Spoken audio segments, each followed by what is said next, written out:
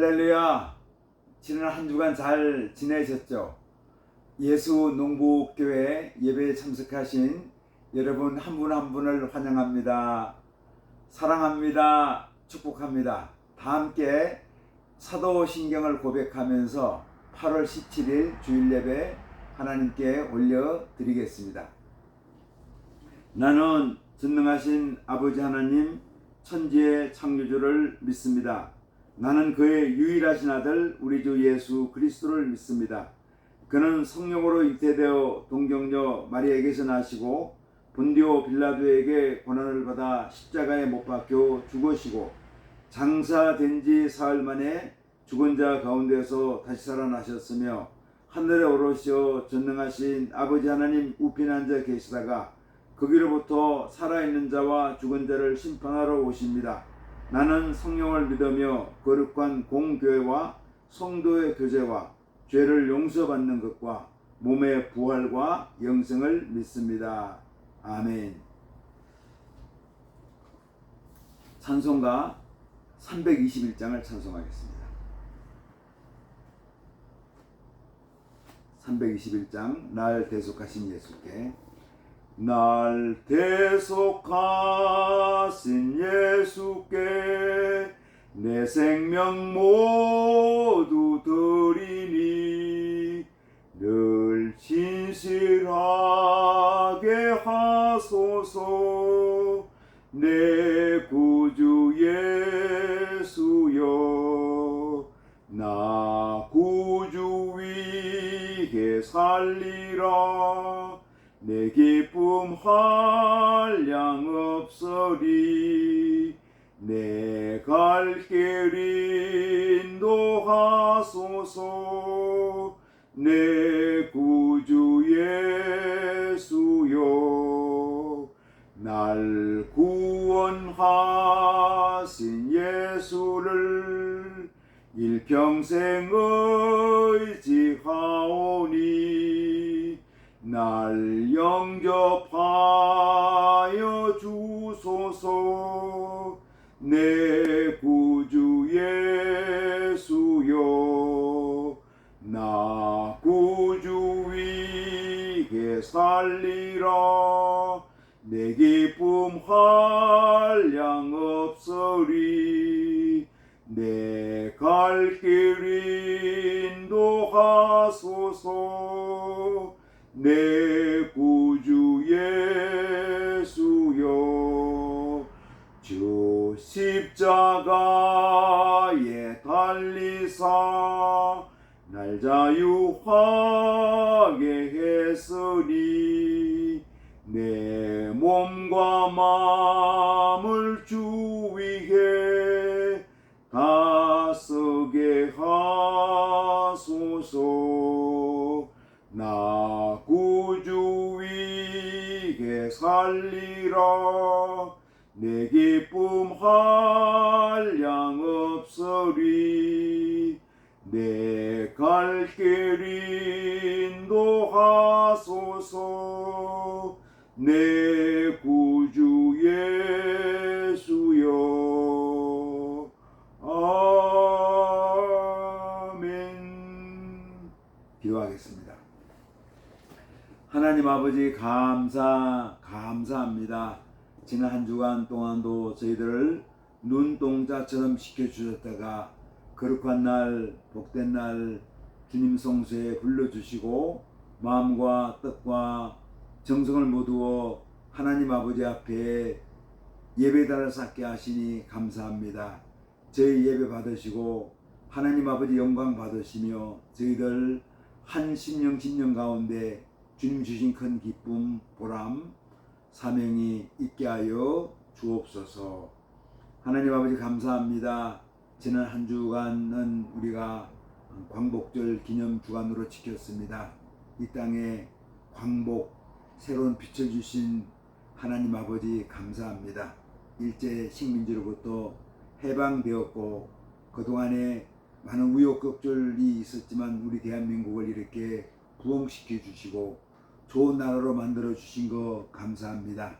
아직도 갈등과 아픔과 남북 분단의 아픔과 고통이 계속되지만 하나님 아버지 한반도를 우리 대한민국을 선하게 인도하여 주시고 우리 대한민국 땅에 대한민국 백성들 가운데 저 북녘 동포들에게 하나님 아버지의 긍휼하심 자비하심을 풍성하게 내려주시기를 아버지 하나님 소원합니다.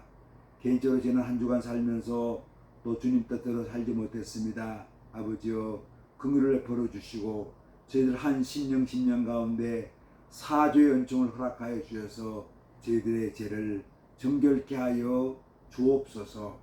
이 시간도 예배를 드리는 모든 교회들마다 축복하여 주시고 예수님 말씀으로 예수님의 생명으로 성령으로 충만케 풍성케 하여 주시기를 아버지 하나님 소원합니다. 오늘도 전국 요양원에서 인생의 마지막을 보내는 우리 어르신들, 아버님, 어머님들을 축복하여 주옵소서.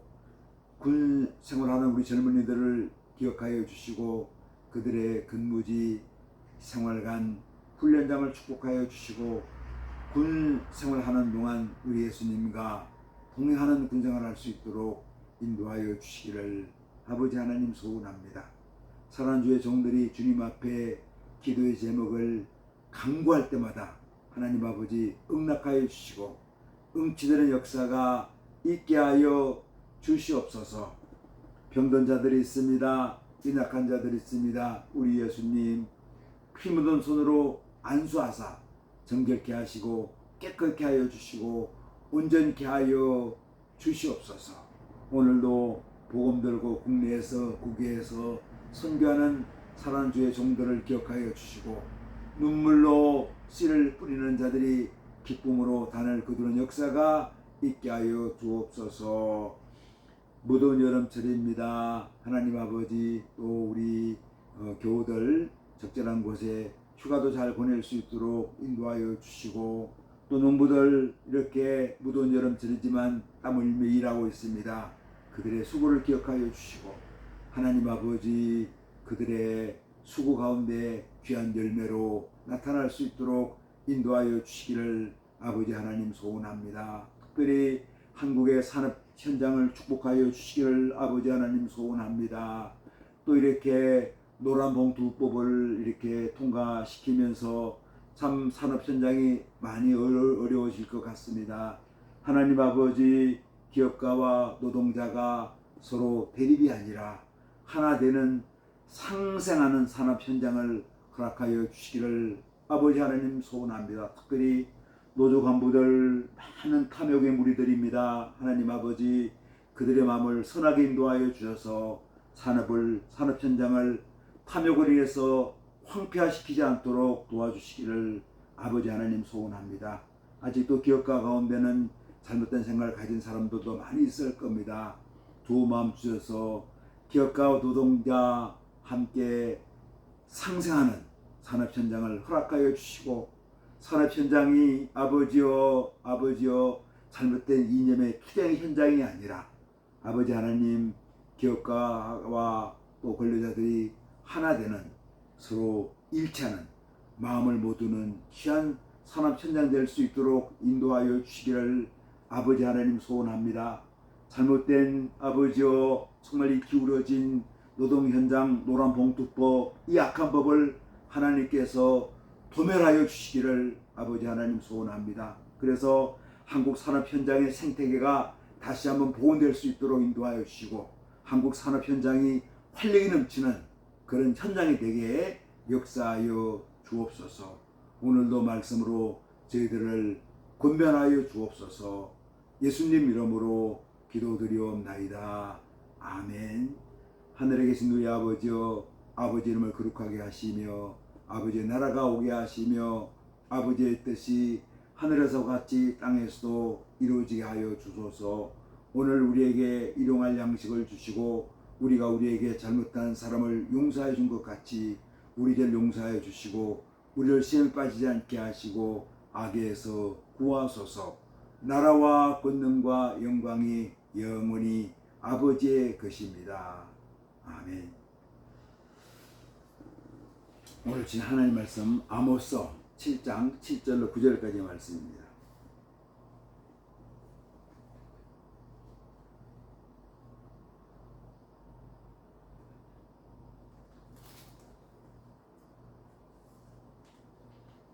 아모스 7장 7절로 9절까지 말씀을 봉독하겠습니다.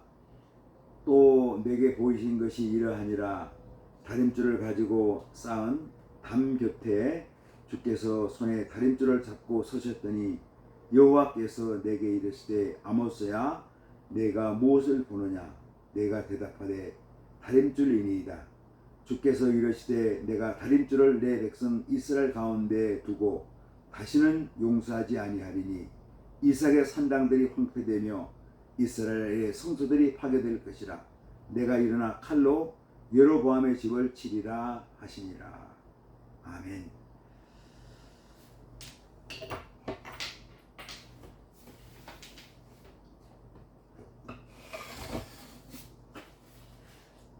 지난 주간을 우리가 광복절 기념주일로 지켰습니다. 생각해 보면은 참 하나님 은총이 감사하죠. 일제 36년 그 혹독한 식민 통치를 사실은 우리가 생각하면은 광복군의 힘으로 우리가 해방됐다 그런 분들도 있는데 실상 그렇지 않습니다. 광복군이 참 귀한 일을 많이 하셨죠. 자랑스러운 우리 광복군입니다. 그러나 우리가 해방된 것은 아마 우리 백성들이 아무도 그렇게 생각하지 못했을 거예요. 해방된 것은 불행한 일이지만 일본 히로시마 나가사키에 원자탄이 떨어지면서 일본 천황이 그냥 손을 든 거예요. 일본 군부가. 이건 역사적 사실입니다. 하나님 도우심이죠. 심지어 어떻게 했습니까? 독립운동했던 많은 사람들이 일본 1945년 가까이 오니까 일제 말기에 오니까 다 일제 억압이 일제 폭압이 너무 힘들어가지고 다 변절했던 그런 게 역사의 현실이었습니다. 물론 일부는 해외 나가서 독립운동을 하기도 했죠. 독립운동 열심한 결과이기도 하지만 하나님의 전적인 능력으로 어떻게 보면은 일본 그 천황 통치, 일본 군부의 그 악랄한 전쟁을 하나님이 손을 놓게 만든 거죠. 그냥 항복을 한 겁니다. 하나님의 능력으로 그렇게 된 거죠. 6.25 전쟁, 동족산 상잔의 비록, 공산주의자들이 정말 이 땅을 공산화시키려고 그렇게 했는데 거의 부산 대구 남겨놓고 완전히 우리가 정말 공산화가 됐는데 그것도 기적 같은 일이죠. 미군과 유엔군의 참전으로 인천상륙작전 그걸 통해서 이것이 우리 대한민국을 그래도 완전한 통일은 아니지만 우리가 남한만이라도 자유로운 대한민국으로 우리가 생존할 수 있게 된 것. 그리고 생존뿐만 아니라 이 작은 대한민국이지만 민주화와 산업화를 성공시킨 위대한 나라로 만들어낸 것. 이거는 대단한 겁니다. 여기에 기독교인들이 눈물로 기도하고 솔선수범해서 나를 이렇게 만들었습니다. 물론 많은 학자들이 기독교의 역할을 정말 침소봉대해가지고 그 기독교의 역할 자체를 인정하지 않으려고 하는 사학자들이 많이 있습니다. 그러나 그렇지 않습니다.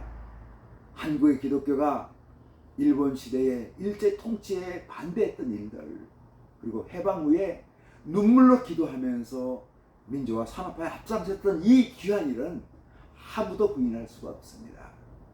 근데 일부 사학자들이 그런 사학자들이 있어요.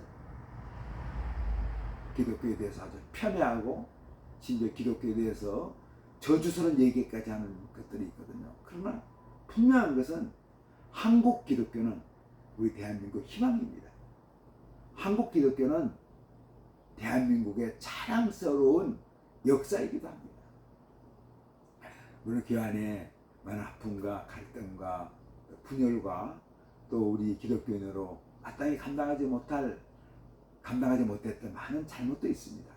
그러나 그것이 우리 한국교회의 역할을 침소봉대해가지고 우리가 한국교회의 귀한 사명 그리고 귀한 했던 그 업적들, 귀한 역할들을 우리가 무시해서는 안 됩니다. 우리 기독교인들 입장에서는 어떻습니까? 과거를 우리가 잘못된 것도 반성하면서 정말 이 땅에 우리가 교회가 소금되고 빗대는 사명을 잘 감당하는 그런 일들을 교회뿐만 아니라 우리 성도들 한 사람 한 사람이 우리 삶의 현장에서 이 일을 감당해야 될 것 같습니다. 또 마땅히 우리가 그렇게 해야 되죠. 우리 기독교인들이 탐욕적으로 이기적으로 보인다는 것은 우리가 절대 용납해서는 안 됩니다. 우리의 작은 가정, 우리 학교는 공동체, 우리 그냥 사회에서 정말 기독교인은 이다. 저 사람들은 소금이다. 빛이다. 이런 모습으로 우리가 보여질 수 있도록 우리 역할을 하면 좋을 것 같습니다. 우리 주일날 우리 예수농복교회에서는 농민 선교를 위해서 우리가 역할을 하고 있는 그런 교회이기도 합니다. 그동안에 마태복음 우리 한 장씩 이렇게 중요한 주제를 가지고 말씀을 나눴는데 앞으로 한 20회 정도는 상담자의 마음 이런 주제를 가지고 또 이제 굳이 말씀드리면 제목 설교를 할 예정입니다. 오늘은 상담자의 마음 이런 주제를 해서 첫 번째 주제로 상담자의 마음 1 그래서 하나님의 다림줄 이런 제목으로 말씀을 나누려고 합니다. 훌륭한 상담자가 되기 위해서는 두 가지 능력을 가지고 있어야 합니다. 하나는 상담자로서의 이론적인 지식, 기술입니다. 이론적인 지식. 그래서 상담자의 이론적인 지식, 기술하면은 우리가 심리학적인 인간 이해를 얘기할 수도 있습니다. 또 한 가지는 상담자로서의 마음입니다. 이 두 가지입니다. 그래서 첫째는 훌륭한 상담자가 되기 위해서는 상담자로서의 이론, 그러니까 이론적인 지식, 그리고 상담 기술. 이게 첫 번째입니다. 그러니까 이론과 기술. 두 번째는 상담자의 마음. 저는 이것이 하나님께서 주신 마음으로 생각합니다. 그래서 상담자로서의 마음입니다. 여기에서 상담자로서 기독 상담자로서의 기술과 습득하기 위해서는 심리학적인 지식과 인간 이해의 능력이 있어야 됩니다. 또한 성경 말씀에 대한 깊은 통찰력이 있어야 됩니다. 이거는 단순하지만 기회가 모든 사람에게 열려 있는 것은 아닙니다. 우리 주위에 보면은 상담자로서의 이론적인 기술은 부족하지만 훌륭한 기독교 상담자 역할을 잘 감당하는 분들을 종종 만날 수 있습니다. 이것은 그들이 상담자로서의 마음을 가지고 있기 때문입니다. 또 저분은 충분한 상담학의 지식을 가지고 있고 기술도 가지고 있는데 기독교 상담자로서 역할을 제대로 감당하지 못하는 경우도 있습니다. 왜 그렇습니까? 그분들이 상담자로서의 마음을 가지고 있지 못하기 때문입니다. 저는 개인적으로 기독교 상담자 입장에서 상담자의 마음은 누가 주시는 마음입니까? 하나님 아버지께서 주시는 마음이다. 이렇게 생각합니다. 하나님 아버지가 주시는 마음이고 예수님의 마음이고 성령님의 마음입니다. 이렇게 말씀드리고 싶습니다. 상담자의 마음이 어떤 마음인지 그래서 우리가 좀 알아보고자 합니다. 상담자의 마음은 어떤 마음입니까? 그 사람이 상담자로서의 기술과 지식은 부족한데 훌륭한 상담자인 거예요. 그거는 그 사람이 상담자의 마음을 가지고 있기 때문입니다. 훌륭한 상담자는 예수님이 주신 풍성한 생명을 만들어낼 수 있습니다. 아멘. 그러면 첫 번째, 상담자의 마음을 어떤 마음인가? 그래서 하나님의 줄로 재어본 마음이다. 다시 말하면 하나님의 줄로 재어서 그 하나님의 줄에 합당한 마음이 상담자의 마음이다. 이렇게 정의를 내리고자 합니다. 그래서 상담자의 마음, 첫 번째 마음은 하나님의 줄로 재어본 마음, 이렇게 정의를 내리고자 합니다. 그러면은 하나님의 줄이 어떤 줄일까요? 그러면서 하나님의 줄로 내 마음을 재어보면 어떨까? 그런데 하나님의 줄이 무엇이지? 하나님의 줄로 내가 살아온 인생을 재어보면 어떨까? 이렇게 한번 생각해 볼 수 있습니다. 하나님의 줄로 현재 나를 재어보면 어떨까? 내가 살아온 인생을 재어보면 어떨까? 그리고 하나님의 줄로 현재 나를 재어보면 어떨까? 하나님의 줄로 내 가정을 재어보면 우리 가정은 어떨까? 이렇게 한번 우리가 측정해 볼 수 있는 거죠. 오늘 우리가 구약 성경에서 아모스 7장 7절로 9절 말씀을 한번 읽어보았습니다.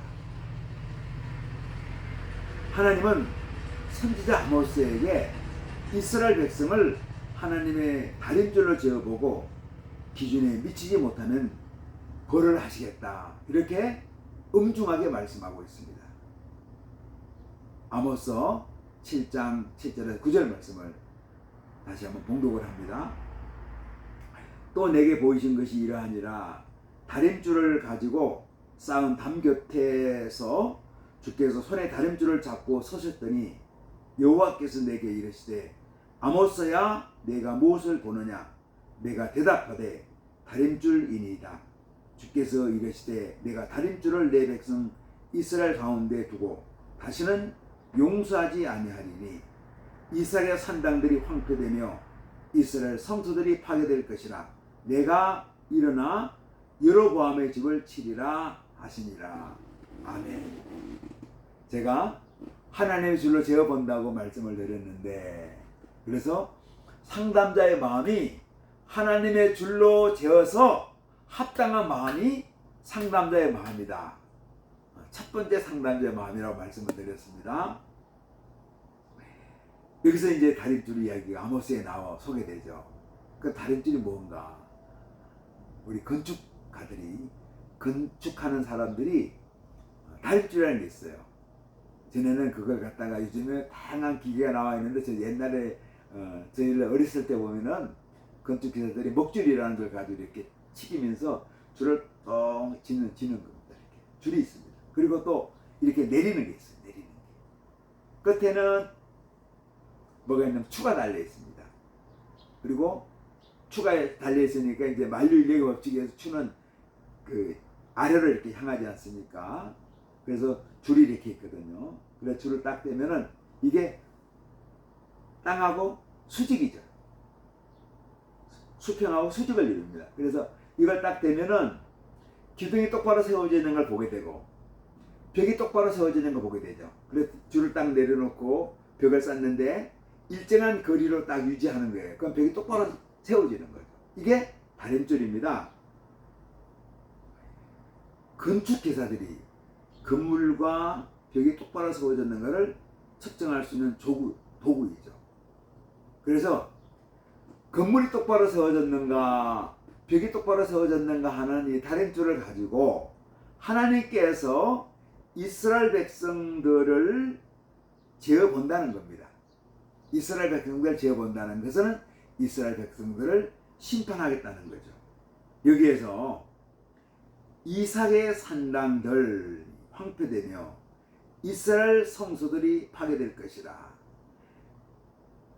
이삭의 산당들이라는 것은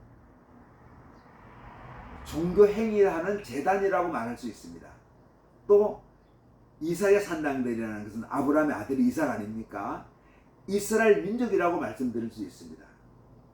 그리고 이스라엘 성소들 하면은 예배드리는 제물을 바치는 그 당시 종교적인 성소들인 것이죠. 이것들을 한번 재어 본다는 겁니다. 어떤 말입니까? 종교 행위를 하는 종교 지도자들을 다림질로 재어 보겠다, 이런 말씀이죠. 내가 일어나 여로보암의 집을 치리라. 그 당시 아모스가 활동했던 때의 왕이 북왕국 이스라엘 여로보암 2세가 통치했을 때입니다. 그래서 여로보암의 집을 치겠다는 것은 여로보암 왕을 하나님의 다림질로 재어 보겠다는 겁니다. 왕이 제대로 통치했는가?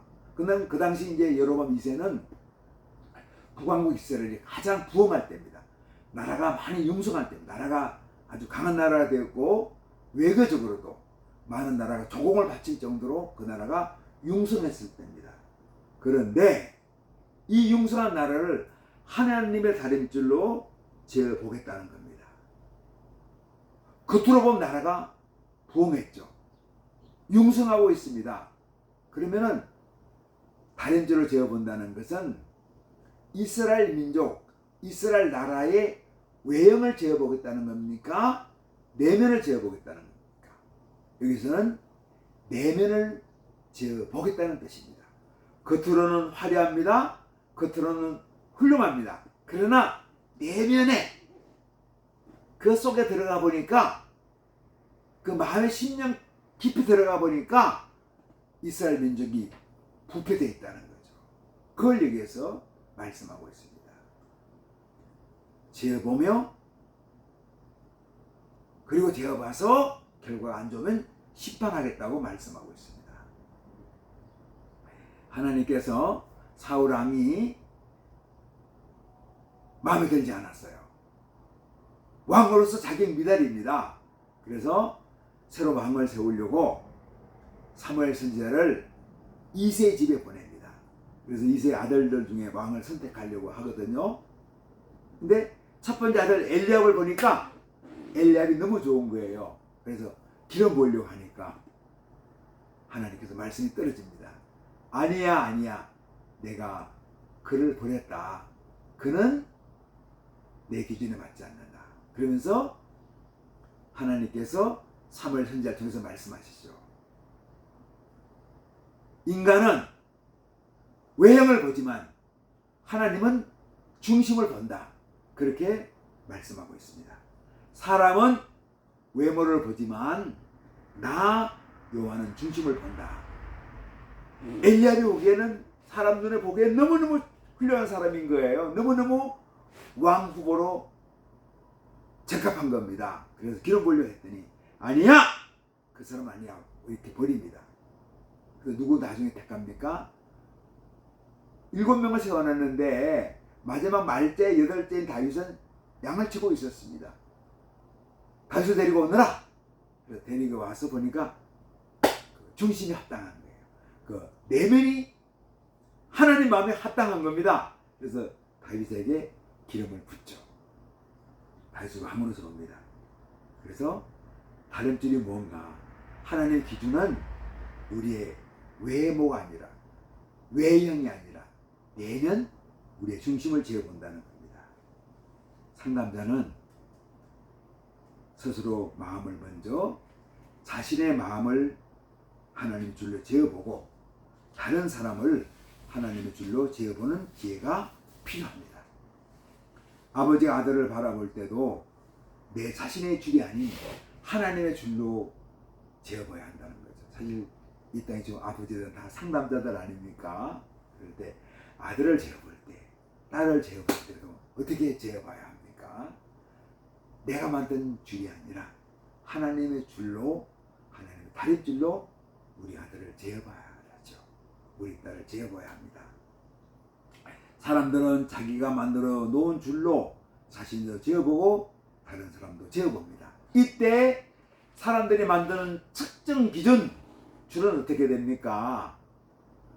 늘 자신에게 유리하게 만들어진 줄입니다. 그래서 팔이 안으로 굽는다 그러잖아요. 자기 이해관계, 자기 덕실에 따라 냉정하게, 엄격하게, 공정하게 재어보지 못하고 자기 생각에, 요즘 말하면 자기 이념에 맞게 사람을 판단할 수 있다는 거죠. 만약 정치 지도자가 공정과 정의에 대해서 판단하지 않고 이념에 따라 판단은 어떻게 됩니까? 악한 일을 하게 되는 거예요. 참 너무나 소중하다. 한 가정도 마찬가지입니다. 아버지가 공정하고 의롭게 가정을 잘 이끌어가는 것이 아니라 자기 이해관계에 따라 하면은 자기 판단이 자녀를 향해서도 그렇게 판단할 때가 있는 거죠. 제가 젊었을 때 지리산 즉 경남 함양 산청 쪽에서 목회를 이렇게 했습니다. 그럴 때 어떤 가정을 방문했는데 그 딸이 정신파괴가 했어요. 그러니까 우리 가정의 불행은 이 딸이라 이렇게 생각한 거죠. 그래서 한쪽에 이렇게 몰아 세워놨더라고요. 언젠가 그 딸 한번 방문할 기회가 있었습니다. 그래서 그 어머니가 예수님 맞아들이고 예수님 만났죠. 이 천덕꾸러기 우리 가정의 불행의 씨앗 정신파괴가 한쪽에 미치는 딸인데 엄마가 예수 믿고 그 전파가 예수를 믿게 되니까 그 딸이 귀한 거죠. 쓸모없는 인생으로 생각했는데 그냥 목숨을 부시해서 살아온 것으로 생각했는데 그 자매가 예수를 믿었을 때 그 엄마가 예수를 받아들였을 때 하나님의 줄로 그 딸을 보게 된 거죠. 그 딸도 귀하고 그 딸을 준 엄마도 귀하게 된 겁니다. 세상 사람들로 둘러봤을 때 그 딸은 자기 인생은 저주였고 창피한 것이었습니다. 그런데 하나님의 줄로 재어보니까 그 딸이 하나님의 사랑받는 귀한 딸이고 그 딸의 엄마인 자기도 귀한 거예요. 귀한 생명, 아름다운 하나님의 자녀였죠. 엄마도 그렇고 나도 그렇습니다. 하나님의 줄로 재어보는 거죠. 상담자가, 기독 상담자가 그런 마음을 가지고 있어야 한다는 겁니다. 우리 모두는 상담자입니다. 사실 상담자는 하나님의 사랑을 잘 실천하는 사람들입니다. 하나님 사랑, 이웃 사랑. 하나님 사랑, 사람 사랑. 이 사람 사랑하는 사람이 바로 상담자들이죠. 성령님은 여러 가지 이름이 있는데 그 중에 하나가 상담자입니다. 이사야 9장 6절에 말씀합니다. 이는 한 아기가 우리에게 태어났고 한 아들을 우리에게 주신 바 되었는데 그의 어깨에는 정사를 메었고 그의 이름은 기묘자라 모사라 전능하신 하나님이라 영존하시는 아버지라 평강의 왕이라 할 것이니라. 여기서 기묘자가 영어로 하면 원더풀 카운셀러입니다. 놀라운 상담자라는 뜻이죠. 아, 성령님이 바로 기묘자구나. 원더풀 카운셀러구나. 놀라운 상담자구나. 성령이 우리 안에 거하시는 우리는 상담자가 좋은 상담자가 될 수 있습니다. 나이 든 할아버지에게 어린 소녀딸은 좋은 상담자죠. 어린 소녀딸이 할아버지의 사랑하는 마음을 가지고 그 할아버지 힘든 이야기를 다 들어주는 거예요. 자기 이야기를 듣고 있는 그 소녀딸을 보면서 할아버지 마음에 평강을 갖습니다. 평안을 갖습니다. 아, 나도 사랑받는 존재구나. 내 소녀딸이 내 이야기를 잘 들어주니까 내가 얼마나 행복한지. 그 할아버지 마음에 힐링, 치유가 일어나는 거죠. 인생살이에 실패하고 돌아온 아들에게 엄마는 얼마나 좋은 상담자입니까?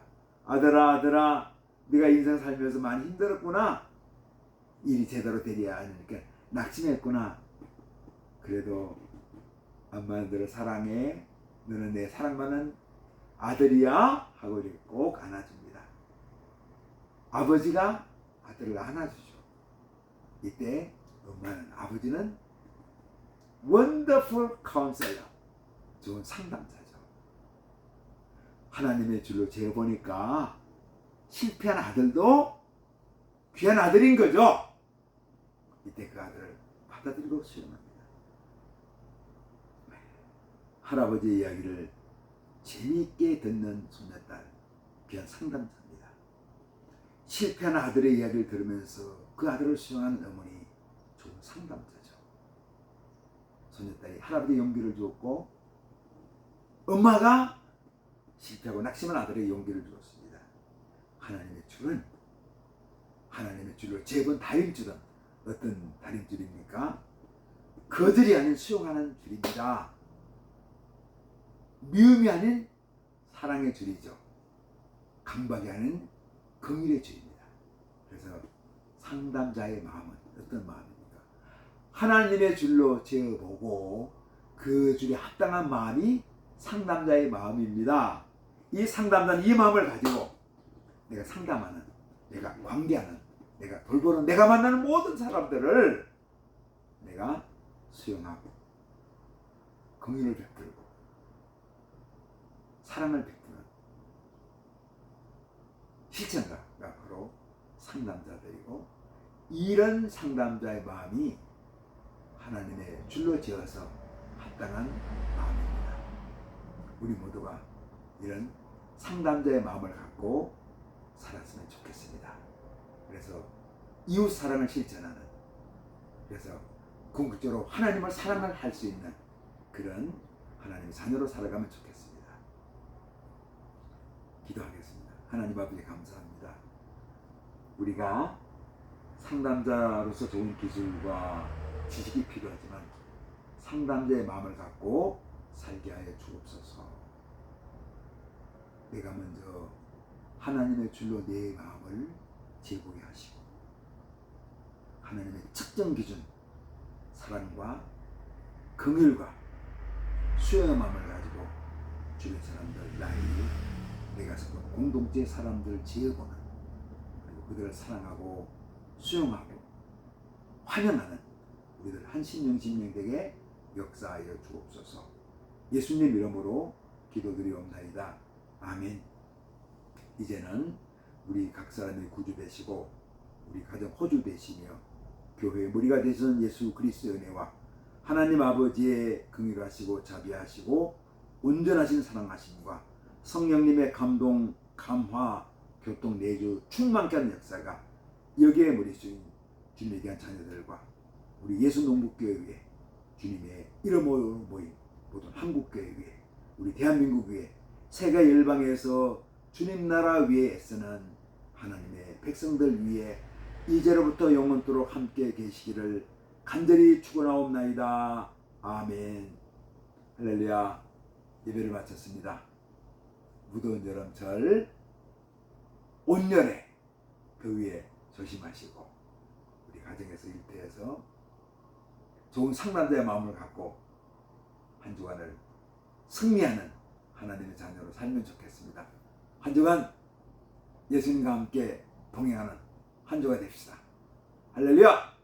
아멘.